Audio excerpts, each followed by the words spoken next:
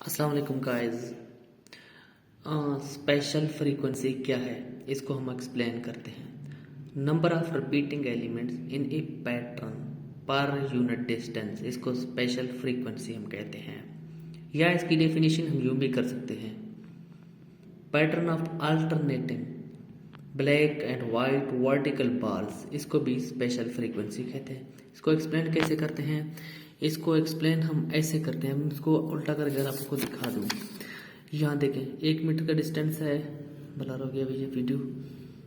1 metre का distance है, फिर 1 मीटर का डिस्टेंस है, फिर 1 मीटर का डिस्टेंस है।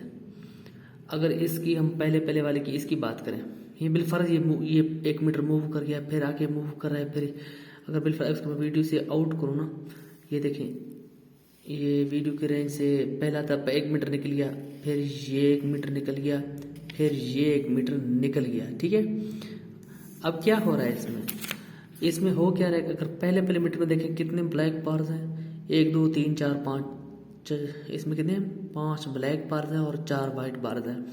फिर दूसरे में देखें 5 ब्लैक बार्स हैं, 4 वाइट बार्स हैं। फिर तीसरे में देखें 5 ब्लैक बार्स हैं, 4 वाइट बार्स हैं।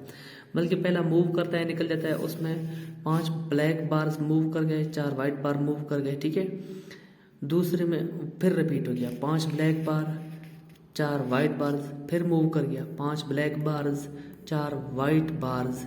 इसका क्या मतलब है?